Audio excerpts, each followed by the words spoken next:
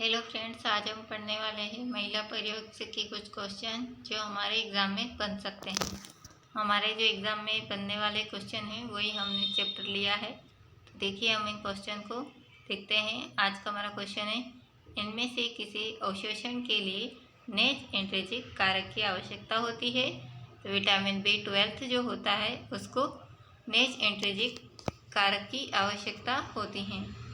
वर्ण अल्सर से पीड़ित रोगियों को बचना चाहिए। धूम्रपान, एल्कोहल, कॉफ़ी या उपरोक्त सभी। तो उपरोक्त सभी ये चारों ऑप्शन आपके सही हो जाएंगे। फोलेट का अपर्याप्त अंतर्ग्रहण मेगलोब्लास्टिक एनीमिया के अतिरिक्त अन्य किसी चीज़ से संबंधित है। तो ये किससे संबंधित है? गर्भावस्था के खराब परिणाम, गर्भावस्था के अच्छे परिणाम, स्वास्थ्य पर परिणाम, इनमें से कोई नहीं, या गर्भावस्था के खराब परिणाम। तो आपका राइट आंसर हो जाएगा गर्भावस्था के खराब परिणाम। किशोरों को उनकी वयस्कावस्था के भार का 30% और उनकी वयस्कावस्था की लंबाई का 20% से भी अधिक के दौरान प्राप्त होता है। तो जब बालक 10 से 19 वर्ष का हो जाता है तब उसके शरीर का भार का 30% और उनकी वयस्कावस्था की लंबाई का 20% से भी अधिक दौरान जो होता है उनको आवश्यकता होती है। महिलाओं के मामले में 18.5 किलोमीटर स्क्वायर से कम के BMI का अर्थ है। तो इसका जो अर्थ होता है सामान्य से कम पोषण। हेपेटाइटिस C का दीर्घकालिक संक्रमण का कारण बनता है। तो दीर्घकालिक संक्रमण जो है ये यकृत संक्रमण के कारण बनता है। वर्ष रिक्त स्थान दिया गया और पूछा गया है से सार्वत्रिक प्रतिरक्षीकरण कार्यक्रम में हेपेटाइटिस B वैक्सीन को शामिल कर लिया गया था 2002 और 2003 में।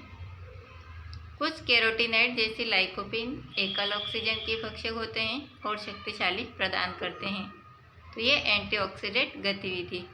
राष्ट्रीय अंधता नियंत्रण कार्यक्रम के अनुसार अंधता का मुख्य कारण है तो मोतियाबिंद। जब हमारे आँखों में मोतियाबिंद हो जाता है तो उससे अंधता का कारण हो सकता है।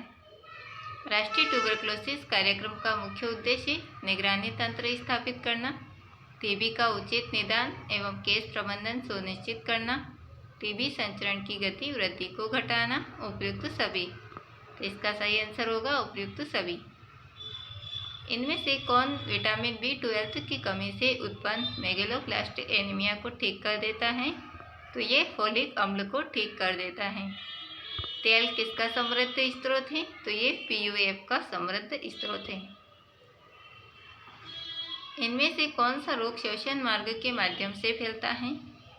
इन्फ्लुएंजा, खसरा, कर्णमूल शोथ, गलसुआ, मम्स, उपयुक्त सभी। तो जो इन्फ्लुएंजा, खसरा और कर्णमूल शोथ जो है ये श्वसन मार्ग के माध्यम से फैलते हैं। इनमें से किसे छोड़कर अन्य सभी आहारी विटामिन D आवश्यकता को बढ़ा सकते हैं? तो लिपिड समृद्ध आहार। गर्भवती महिलाओं को बचना चाहिए। एल्कोहल, कैफीन, कृत्रिम रंगों, उपयुक्त सभी। तो जो गर्भवती महिलाएं होती हैं उनको एल्कोहल से भी परहेज करना चाहिए, कैफीन से भी उसको बचना चाहिए, कृत्रिम रंगों से उसको भी बचना चाहिए। इनमें से कौन एक संक्रामक रोग नहीं है? तो जो हिस्टीरिया है वो एक संक्रामक रोग नहीं है। कैल्शियम, फॉस्फेट एवं मैग्नीशियम के अंदर पाए जाने वाले महत्वपूर्ण खनिज हैं। तो क्या कैल्शियम, फॉस्फेट और मैग्नीशियम त्वचा के अंदर पाए जाते हैं या नाखूनों के अंदर, बालों के अंदर या हड्डियों के अंदर? तो जो हड्डियां होती हैं उनके अंदर कैल्शियम, फॉस्फेट एवं मैग्नीशियम खनिज होते हैं। SAM का पूरा नाम है तो सीवियर एक्यूट मलन्यूट्रिशन, गंभीर तीक्ष्ण कुपोषण।